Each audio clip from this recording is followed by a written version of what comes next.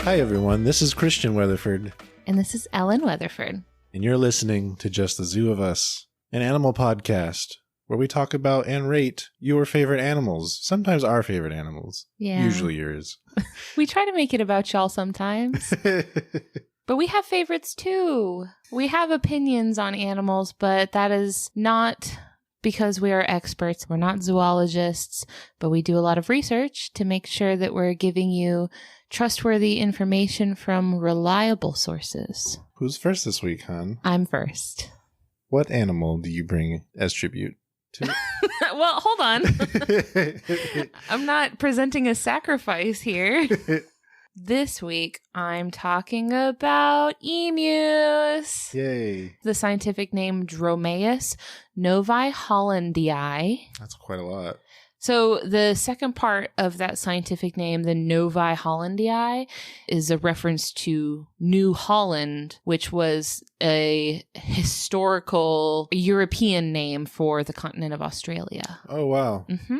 Long time ago, Europeans called it New Holland. Interesting. It's not that anymore. Emu was requested by Jude Collar. Thank you, Jude. Thanks for listening. And this information that I am basing my scores on today is from Animal Diversity Web as well as the Sydney Zoo. Oh, very good. This emu, if you've never seen one before, this is a big bird. It's a really big bird. Their maximum height is about 6'2". Or 190 centimeters. Okay. But their average height is more around 5'9". So that's 175 centimeters. Little person. It's a little bit taller than me. Their average height is just a couple inches taller than me. Sure. They could max out at your height, though. You could be toe to toe with an emu. They got better toes. Definitely. As both that name and also the source of my information would imply, they are found pretty much all over Australia. Really? Yeah, you can find them in most areas in mainland Australia. Now, their taxonomic family is called Casuaridae. Okay. Can you hear something in there that sounds familiar? Yeah. So from that family name, you can probably guess their closest relative. Mm-hmm. Cassowary. Yeah, it's cassowaries. There are 3 species of cassowaries. Oh, I didn't know that. But only one of emus. They are the only member of their genus. So both emus and cassowaries belong to a larger group of flightless birds, and these are called ratites. So ratites can actually be found all over the world. They're not just in Australia. And most of them are big. So the biggest of them is the ostrich. Right. So makes sense. This is the one that is found in Africa. Emus are the second largest. Other ratites include, like I said, cassowaries, rheas, which are found in South America. Also kiwis, found in New Zealand. Little kiwis. They are also ratites, even though they are little. Okay. They're little guys. So I'm going to take a quick little detour to talk about ratites because it's really interesting. This is not emu specific, but we're taking a little detour into taxonomy town because this is really interesting. So it used to be assumed that since ratites, for the most part, cannot fly, they probably all originated on the supercontinent Gondwana. So Gondwana used to make up the southern half of Pangaea. Okay. So Pangaea was made up of 2 supercontinents, Laurasia in the north and Gondwana in the south. So the current remnants of what used to be Gondwana now make up Africa, South America, Antarctica, Australia, the Indian subcontinent, Zealandia, so New Zealand and like the surrounding area, and Arabia. So all of that was part of Gondwana. Okay. The theory was that ratites all started in this Gondwana supercontinent, and when the continents split up and drifted apart, that's how the ratites dispersed across the globe, because you see them everywhere in the world. And so it's just assumed like they cannot fly. There's no way they could have gotten across those oceans, so they must have already been there. Otherwise, they wouldn't have wound up as dispersed as they are. I guess they're not very good swimmers either, then. It's not exactly what they've strongly spec'd into. However, there was a family of giant ratites in Madagascar, and these were called elephant birds. Okay. They were bigger than ostriches. They were huge. That's not good. They were actually the biggest bird that ever existed. They towered at up to 3 meters, which is 9.8 feet tall. They went extinct within the last 1,000 years, and it's thought that that is because of human activity. Huh. Yeah. How dinosaur-like do you think they look? Extremely. I mean, even the current modern day ratites look very dinosaur-like. But so for the longest time, it was assumed that these elephant birds would have been most closely related to ostriches because they lived in Madagascar, which is next to Africa. And Africa and Madagascar split off from the rest of Gondwana like first before any of the other continents did. So the assumption is that since they cannot fly, they had to have already been there when those continents split off. Sure. But then these scientists did these studies on the DNA of elephant birds from Madagascar. And what they found was that they were actually more closely related to kiwis from New Zealand than they were to ostriches. And ostriches were not particularly close to kiwis or elephant birds. So kiwis and elephant birds were more closely related to each other than either of them were to ostriches. Interesting. Yeah, very unexpected. Not what anyone thought. And then paired this with the information that this other species, there's this other extinct species of ratite from New Zealand that was called moa, and they're very big. They're also huge, but they lived in New Zealand. So the idea was always that the ratites had some common ancestor in New Zealand that split off to form the moa and the kiwi, and then just over time, like that was how that worked out. But not so. The kiwis and the moas were not super closely related. The moas were more closely related to this type of bird in South America. They're called tinamous. Huh. Tinamous can fly. Oh? Yes. they're like considered part of the ratite group, but they can fly. Huh. Yeah. So that's when people were like, oh, ratites haven't always been flightless. They all came from a common ancestor that could fly. I wonder how they came to that conclusion rather than maybe they're still developing flight. Because they would have had to have been able to fly to disperse between those continents like that. Oh, I see what you're getting at now. Okay. Yeah. So in order for the moa to have wound up in New Zealand when it did, it would have had to have flown. There's no way it could have gotten across. If they hadn't, they would see more similarities between the various species that are spread across the globe. I guess. Right. Like you would expect them, like if they were on the same continent, they would be closely related. But then you're seeing them related to things on different continents that there was no land mass for them to cross over into. Okay. Yeah. So basically that like changed the entire way that people thought about ratites, because the original idea was that they never did fly. Sure. But now they're like, oh, they used to fly and then they gave up on it. Like they could fly and then they were like, no, they were just done with it. Well, these beefy legs instead. I know. So I thought that was really, really cool. So the implication is that all of these lineages of flightless ratites independently evolved flightlessness. Like on their own, completely separately from the others. They all decided, they were like, you know what? Actually, flying isn't that important to us. It's lame. I want to walk. I thought that was really cool. So that study, by the way, that I mentioned, it's called Ancient DNA Reveals Elephant Birds and Kiwi Are Sister Taxa and Clarifies Ratite Bird Evolution. That was published in Science Magazine in May of 2014. It has like 1 billion authors, so I'm not going to list them all. But if you want to read that study in more detail, that's where you can find it. I think it's interesting that despite having gone extinct 1,000 years ago, they were still able to find DNA samples. So that's cool. Yeah, it was very cool. It was a very cool study to read. So I know that was a long detour. Yes. That was where I went, but I thought it was cool. I thought y'all would want to know about it. So this brings us to our first category that we rate our animals on. This is effectiveness.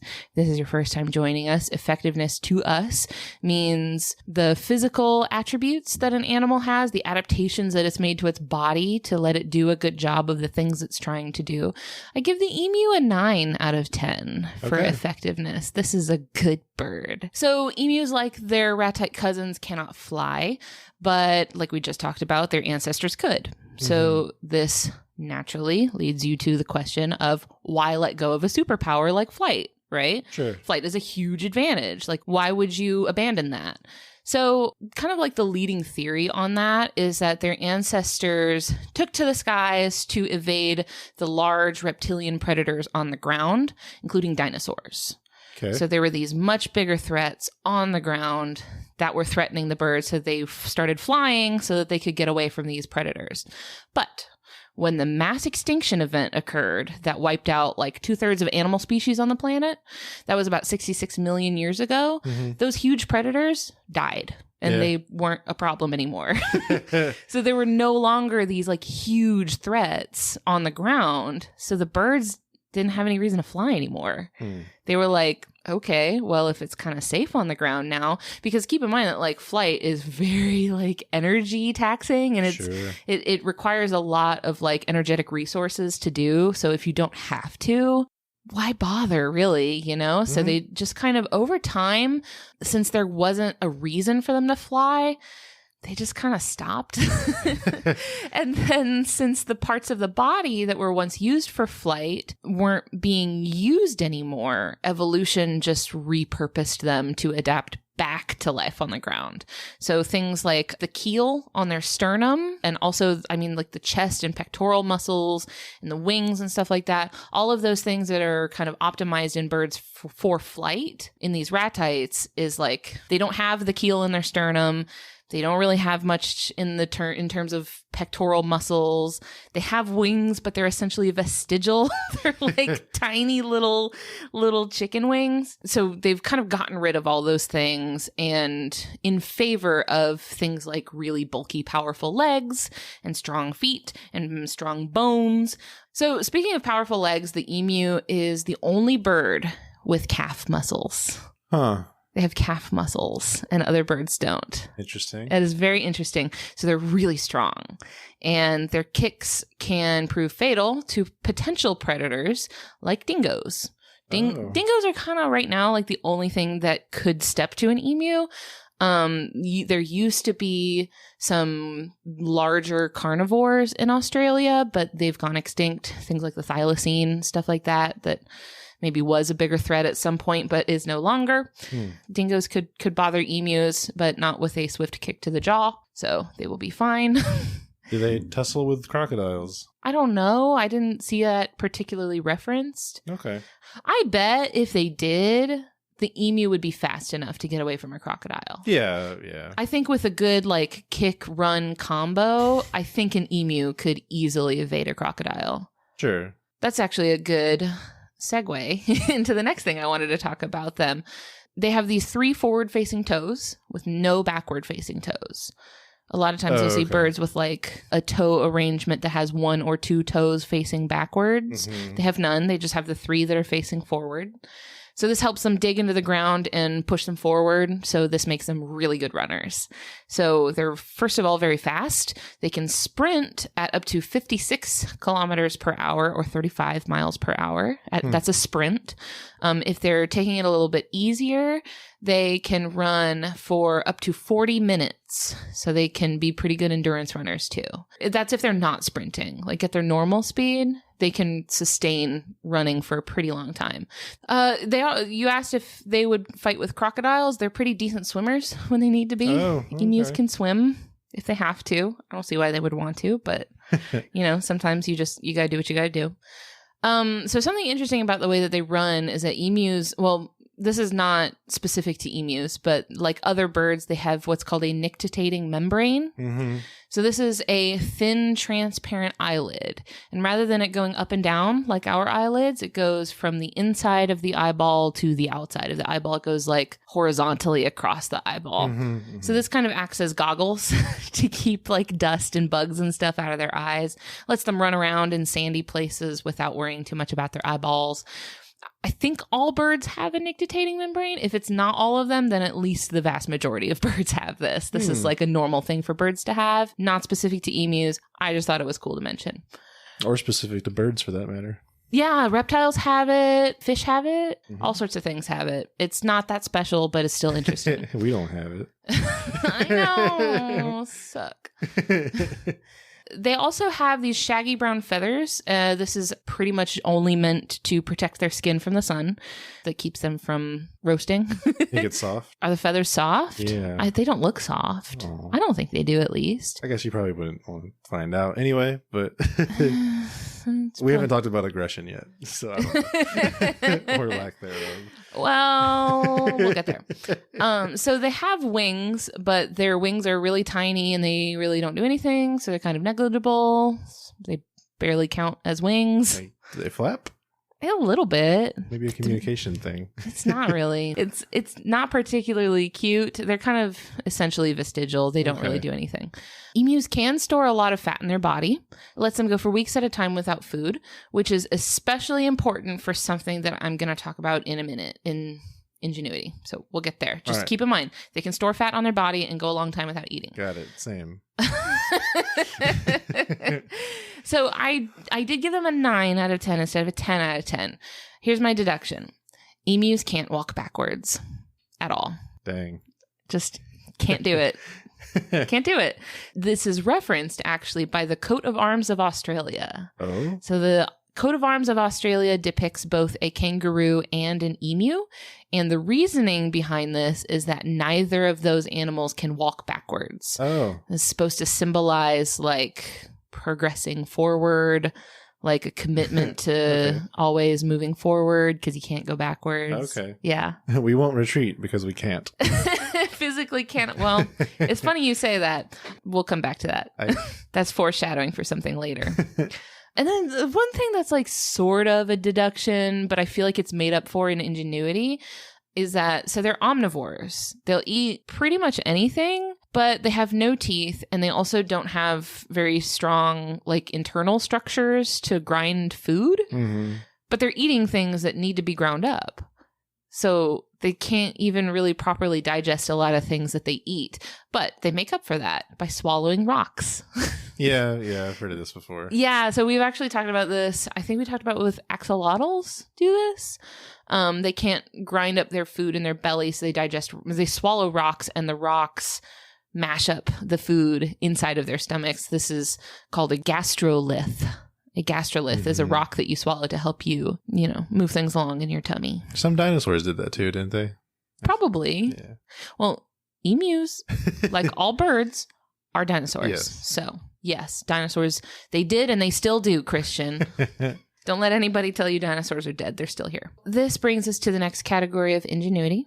This for us is behavioral adaptations that give an animal kind of an edge, make it good at solving problems, strategies it uses, clever things it does. For ingenuity, I give the emu a 7 out of 10.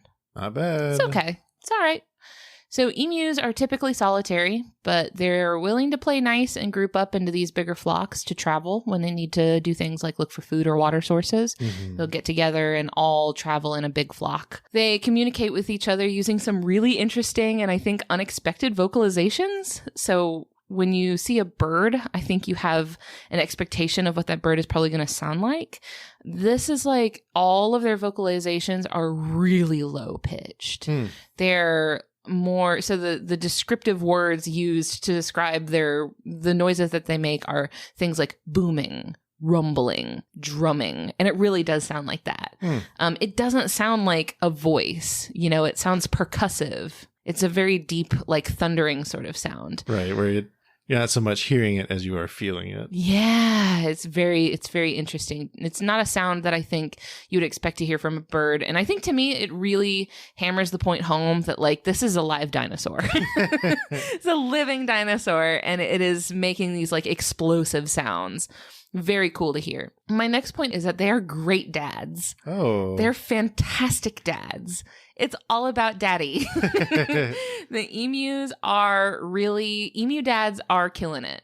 So first of all, the male builds the nest.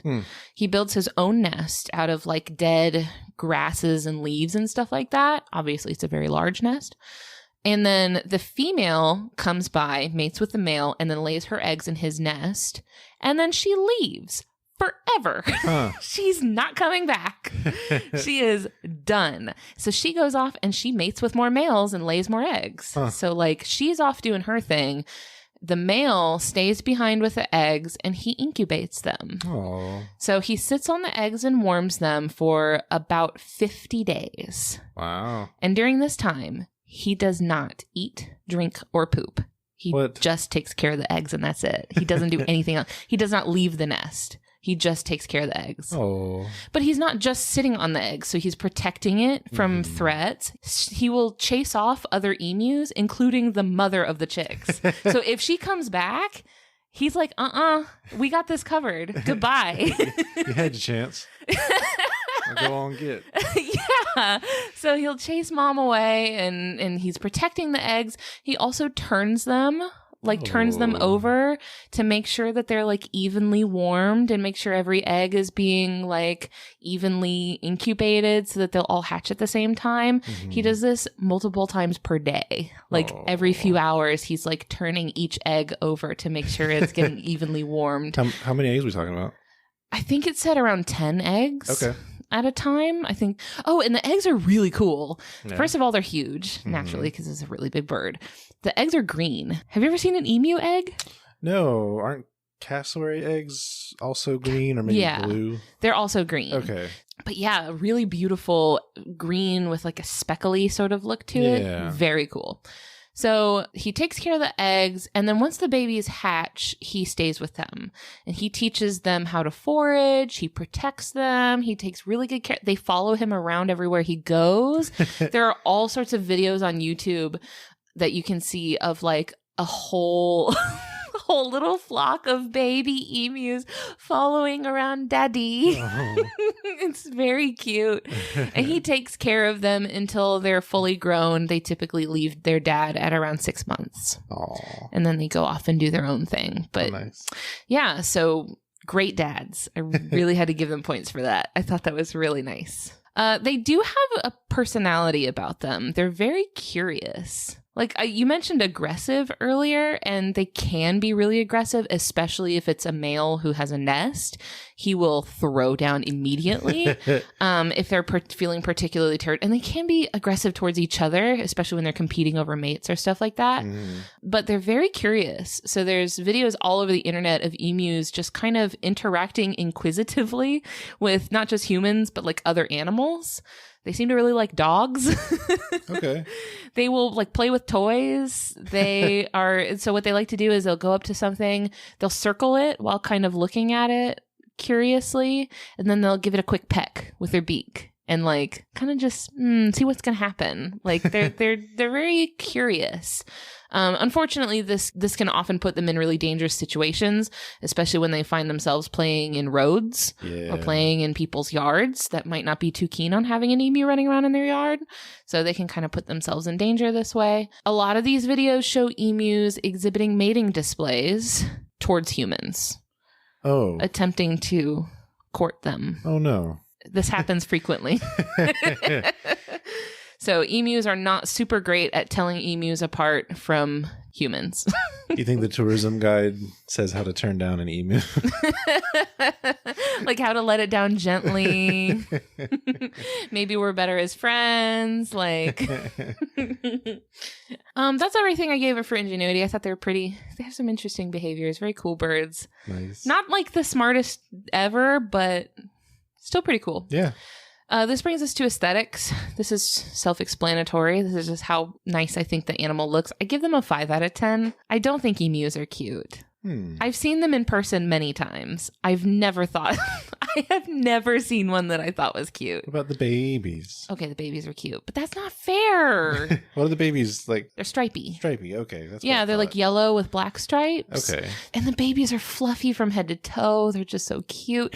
But the grown-ups are gross.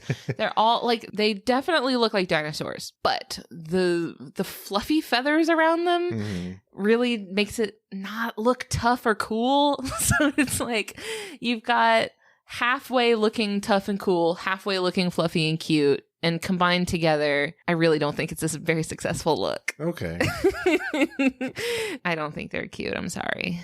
wrapping up with miscellaneous information about emus, their conservation status is of least concern. Okay. They're fine. My closing piece for the emu is a story I'd like to tell you. Oh, boy. And I'm getting this information from Australian Geographic, in my words. So since emus are omnivorous, their search for food often leads them to farmers' crops. So they will go find a farm, eat up all the farmers' veggies and fruits and such. And the farmers did not like it. So in 1932, farmers in Western Australia had had enough of the emus. They were totally done with them. They asked for help from the Minister of Defense, George Pearce. And troops were deployed from the Australian military to wipe out the emus. They were armed with machine guns. Machine gun. They sent the military into these farms to kill the emus. The troops get out there with their machine guns. They begin to fire on this flock of emus that they had found. And they quickly found that the emus were seemingly indestructible. Oh. Yeah. Oh, in what way? In all of possible ways. So first of all, they were fast enough to evade fire. It was very difficult to hit them. And then even when they were hit by the bullets, they were fine. What? Like, they were, like, not that injured by it. Like, it was not that big a deal. They would just keep going, even though they'd just been shot with a machine gun. So the troops were recalled after 1 week, having killed only between 50 and 200 emus. They tried again a few days later. They had slightly more success, but ultimately found that there was simply no way that they were going to prevail against the emus with military forces. Major G.P.W. Meredith, who was the commander of this force at the time, described the emus saying, "If we had a military division with the bullet-carrying capacity of these birds, it would face any army in the world. They can face machine guns with the invulnerability of tanks." They gave up because they could not kill the birds with their machine guns. And that is the story of the emus' military victory over Australia. Yeah, people forget about that between the First and Second World Wars. There was the Emu War, which is what it's called, by the way. It's called the Emu War. So eventually they introduced more of like a culling practice where I guess the government issued a bounty basically where you could like kill an emu and turn it in for like a monetary incentive. And people killed a lot of emus for that. They killed like 200,000 emus for this money. Well, that was over like a couple of decades. Sure. So it was like stretched out over a long period of time. But even after all that, their populations are still doing okay. Oh, okay, then. So I feel like that kind of factored into my effectiveness score because these birds cannot be bothered in any way. They really don't care about what humans have going on at all. How tall did you say they were? About 6'2". Oh, no, a 12-foot tall fence. Now, I couldn't find what their jump height is. I couldn't find any stats on how high they can jump. I just assume double should handle it. Yeah, that's probably fine. Unless they climb it. I guess that's an option. I don't think they can climb at all. That's true. They don't have anything to grab with. It's just their 2 feet. Yeah. But that's the time that Australia declared war on emus and lost. History is weird. Yep. And that's the end of the emu segment for today. Thanks, honey. Thank you. Hey friends, before we move on, you're about to hear a couple of quick ads. These ads generate revenue, 100% of which is donated to wildlife conservation efforts all over the world.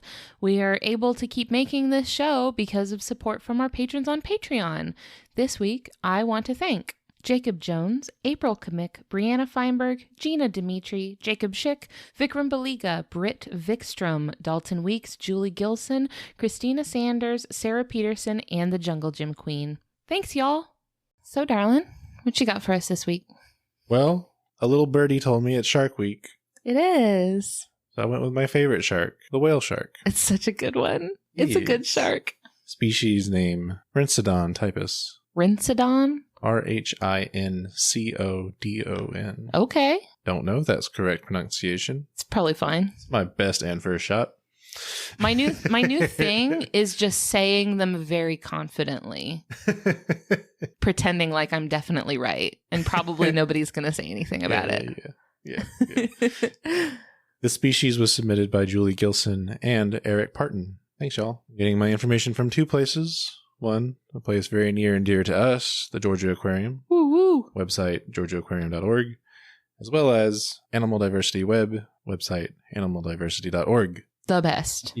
One other citation in there, but I'll bring it up for the specific thing it's about. No spoilers. Yeah.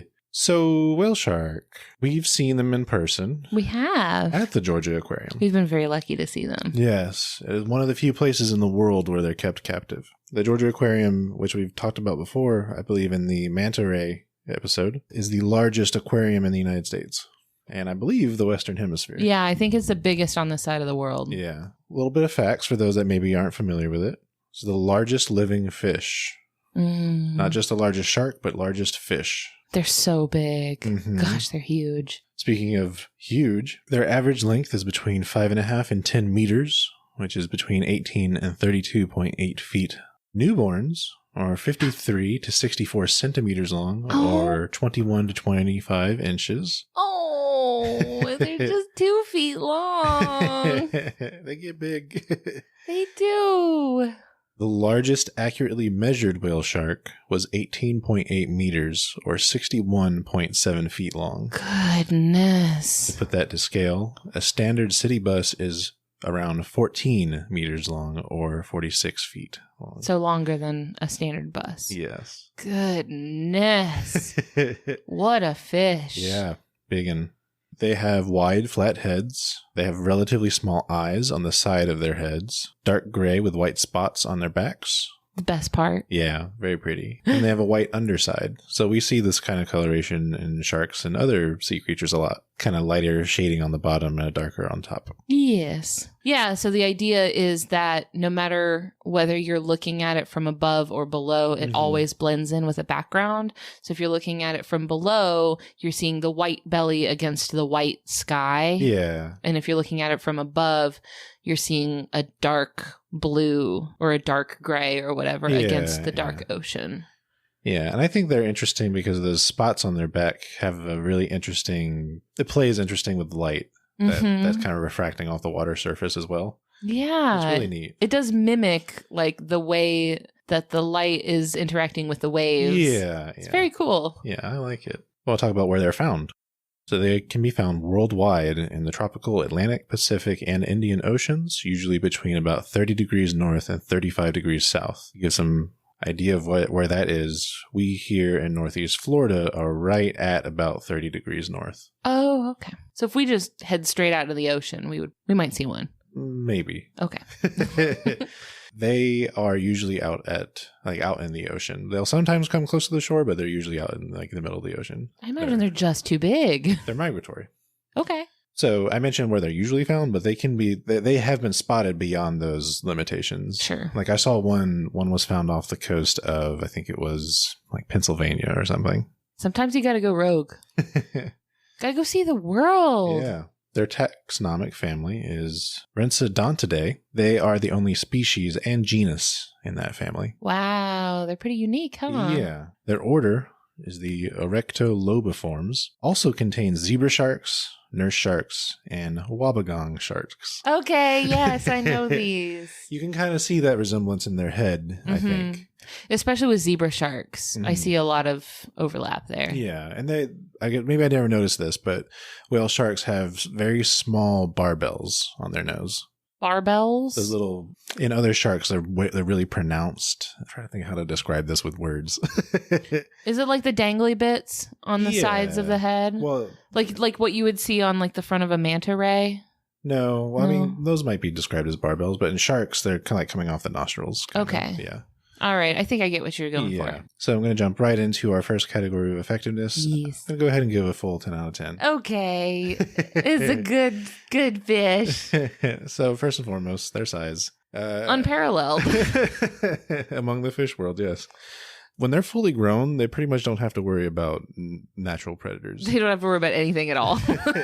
Just put loose and fancy free out there. I mean, but when they're smaller, more medium sized, they still have to worry about very large sharks and orcas. That's about it. Orcas have attitude. I wouldn't be surprised if they would step to a whale shark. Yeah. I bet they would do it. They would probably pot up too. Orcas are the worst. They're so mean. Well, there's the thing too. The in terms of defense, pretty much its size is all it has going for it.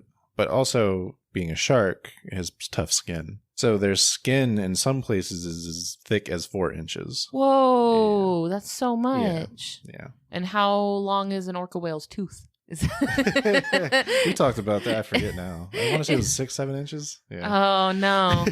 But still, that's a lot to get through. Yeah. So I'll talk a little bit more about their skin here in a bit. But next I wanted to talk about the way they eat. So being the largest shark and fish, you might think, oh, they're just gulping down other slightly smaller fish.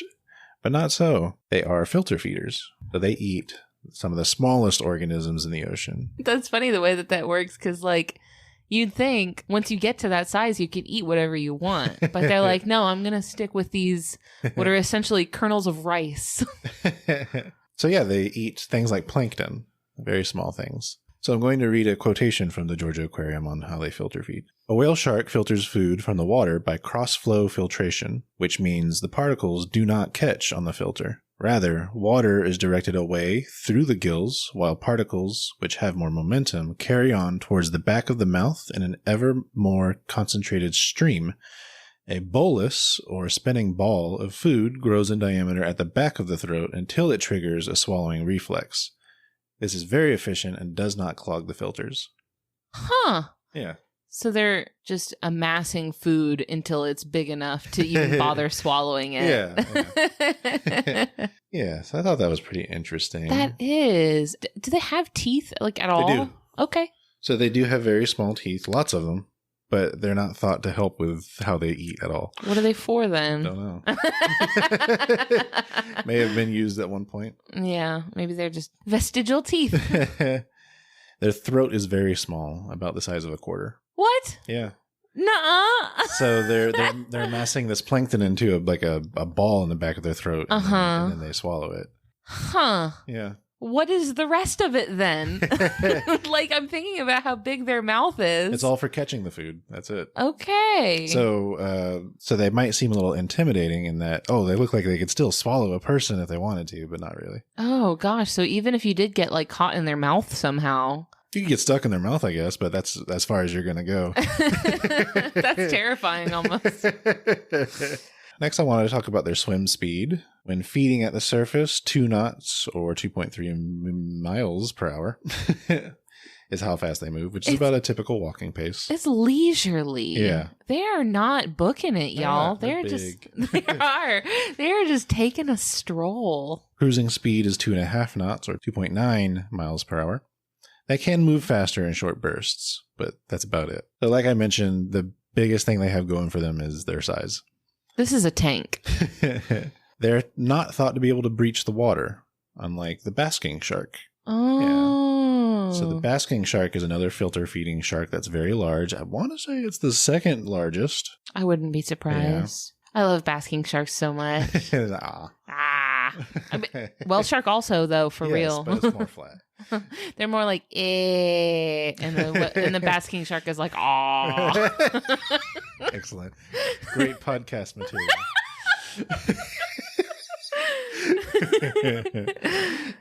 Next, I want to talk about their skin a little bit more. I'll talk about dermal denticles. Yes.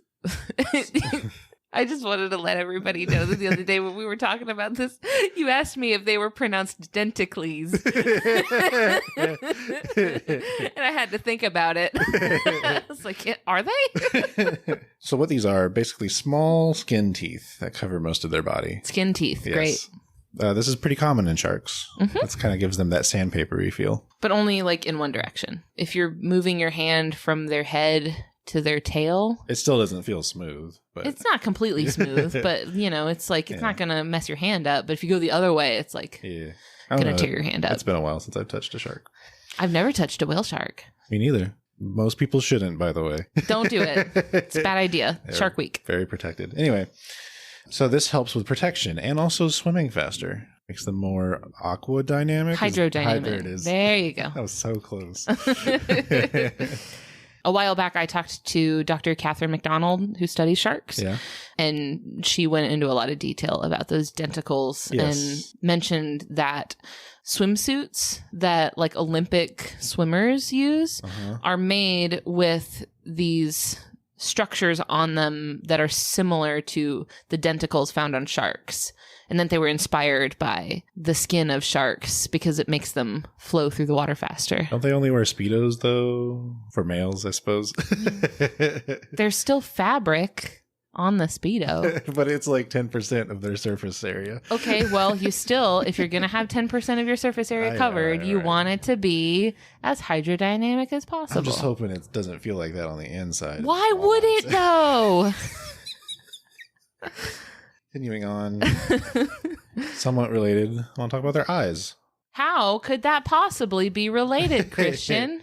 Well, here's my other source I mentioned. There's a research article titled Armored Eyes of the Whale Shark. Authors of this article include Tomita T., Murakumo K., Komoto S., Dove A., Kino M., Miyamoto K., et al. Et al. Has done some great work. And this was published in 2020, earlier this year. This is fresh, y'all. So first and foremost, they do not have eyelids.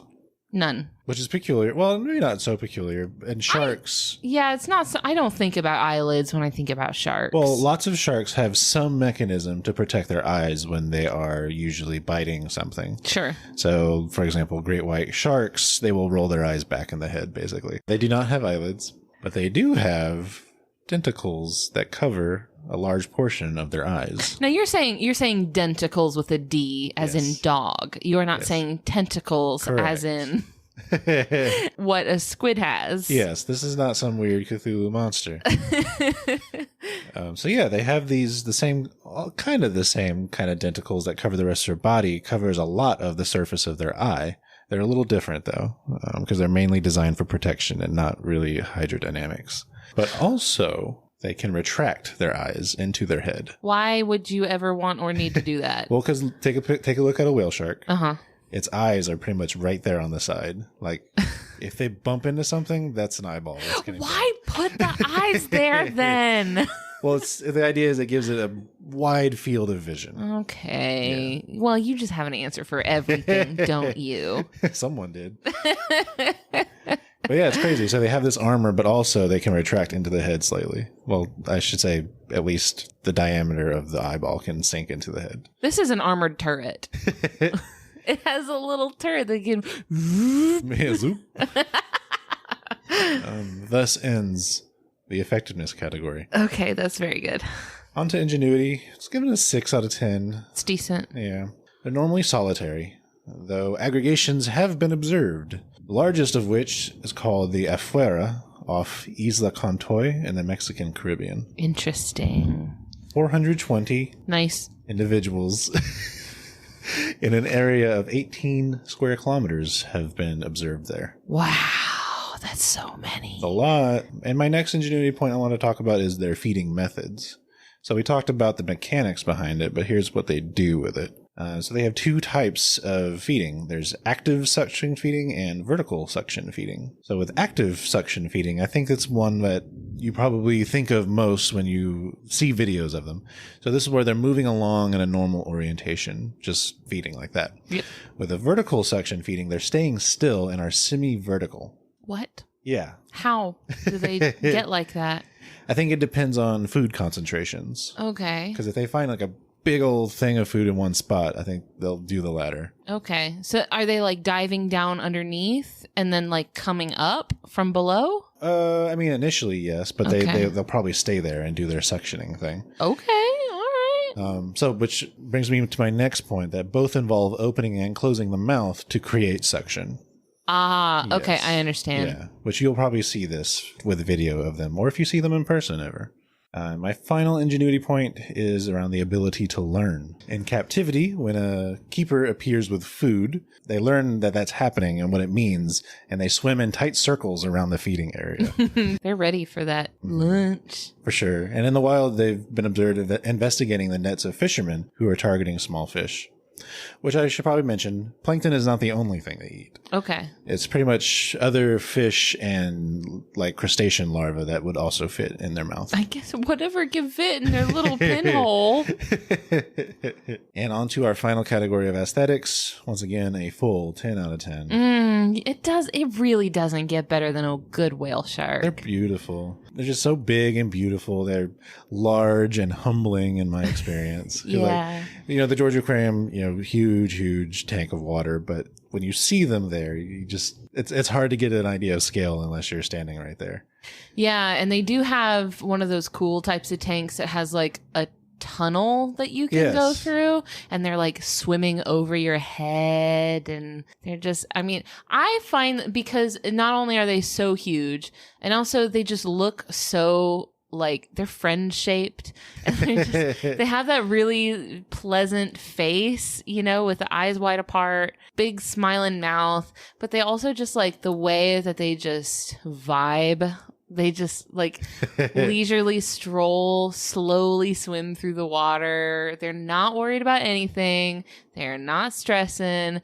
They got no bills to pay. They're just like living, and it just makes me feel peaceful. Yeah. They're so good. They are very good. Great fish. I would say their movements are even graceful, like just kind of watching them. Yeah, it is really nice. Yeah. And like we mentioned earlier, that back pattern is very pleasing to the eye. Yeah, and when in the Georgia Aquarium, typically they're swimming at the top of the water, which is obviously very far over your head. So what's really cool is seeing them from that angle is that the spots, those bright white spots, reflect in the top of the water. Yeah, because like the surface of the water, looking at it from the bottom, is basically a mirror. Yeah, and so the spots are reflected in the water above you, and that is really cool. Which is good, because that would be the only way for most visitors to see that. Because they're not like doing barrel rolls and stuff. No. So. Yeah, you're just seeing their belly mostly. Yeah. Sometimes like when they're far enough away, sometimes they'll kind of dive into the water a little bit. But you're typically just going to be seeing their belly. Yeah. Some other closing information. Their conservation status is endangered with the IUCN. Oh. So they went from vulnerable to endangered in 2016. Wow. Yes. Things that they are susceptible to are fish nets, boat strikes, because, they like to swim at the surface because that's where plankton is often found. Sure. Marine debris and microplastics and human interaction. I'm imagining now that microplastics would probably contribute to clogging up their little throat pinhole. Or they'll swallow it and it just, clogs up their digestive tract. Sure. And the thing with the human interaction, so one, they're hunted in some parts of the world as a delicacy. Oh, okay. But also a lot of parts of the world have unregulated tourism that involves them. Huh. Yeah. Like going out and chilling with them? Yeah. So you'll see some pretty awful videos from time to time. Like one that comes to mind was these guys on a boat found a whale shark and decided to surf on top of it. No, yeah. You don't need to do that. Yeah, not great. No, don't touch. Don't touch. Yeah, view from a distance. Yeah, love them from a healthy and respectful distance. Back to the whole whale comparison. Oh yeah, these are not whales. Oh yeah, that's a good point. Although I think we've mentioned they are sharks. Yeah. So they are fish. Yes. Not whales. Not whales. Whales are mammals. Different. Hey, there's kids that listen to this that might not know. Yeah, you're right. Whales are mammals, just like people. But the name, I believe, comes from one, their size, and two, they're filter feeders like a lot of baleen whales are. Yeah, very similar dynamic. Just swimming around with your mouth open. Yep, big animals eating very small animals. It's very funny to me. I'm like, why did you need to get so big? I mean, the blue whale. Yeah. And finally, I want to talk about the reproduction a little bit. So they are ovoviviparous. Every time this one trips you up. Yes. Meaning the embryo is formed within an egg, which then hatches in the mother's uterus. Only one litter size has ever been documented. It was a result of catching a pregnant female. Interesting. Here's what surprised me, and I think you may have audibly heard me say what the other day. That single litter size that has ever been documented was more than 300 pups. What? Hold on. What? Have they not been like bred in captivity? Nope. Not only have they never bred in captivity, but they've never mate in captivity. Really? Yeah. They're just not feeling it. An argument can be made probably about stress factors or something, but because they are normally solitary creatures that live out in the ocean. True. Sure. But 300 though. And you said they're 2 feet long each? That's 600 feet of babies. I know you said they're like pretty big, but 600 feet of babies is pushing it. It's a lot. That's too. I would argue that's too many babies. Well, so that's the only time it's ever been observed. So who knows? That could be average. That could be below average. What if they usually have like 5? And just this one, the one we ever saw, was like off the chain. Yeah. Oh, so, good Lord. Not a lot of data exists around their reproductions. That's the beauty of marine biology and like ocean life, because even something as incomprehensibly large as a whale shark, we could have so little information on because we're like, I don't know.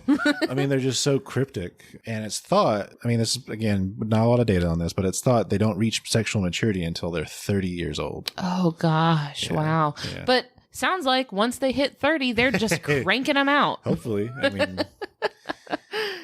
so yeah, they'll give birth to these pups that are pretty much at that stage fully developed, and they're on their way.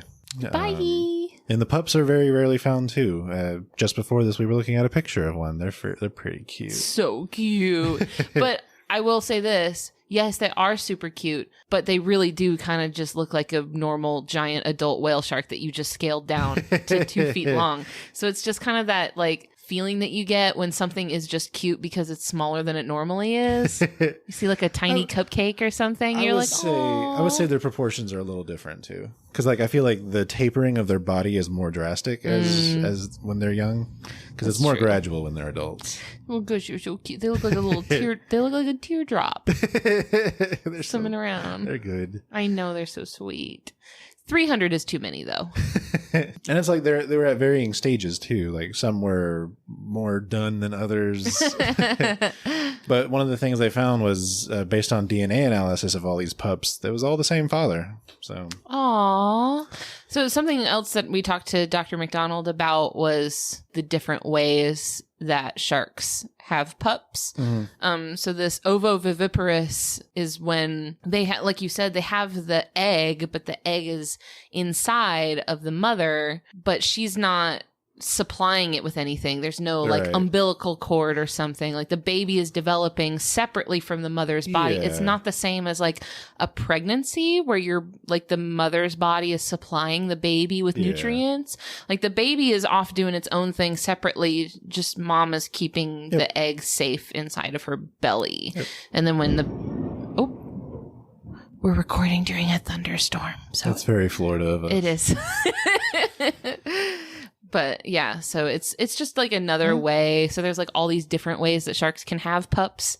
And that's just one of them. Yeah, and with these, they each have their own yolk sac. Oh, they're so cute. They're so good. But the adults are cute too. They are. They start off cute and then they get cuter. Yep. So they're protected in many places and by many laws. Here's hoping they do better. Let's all be nice to whale sharks in honor of Shark Week. Yes. Leave them alone. Don't touch them. Be nice. Oh. I wonder if the mic picked that up. Who knows? I guess future I will tomorrow when I edit this. Hi, Tuesday, Ellen. Thanks. Thank you, baby. That was really nice. Thanks, hon. I like these fish. Thank you, not only to Christian for talking about the cool whale shark today, but to everybody who has joined us and listened to us today. Really appreciate you spending your time with us. Thanks for hanging out with us. Always a pleasure. Always. I love our one-way conversations.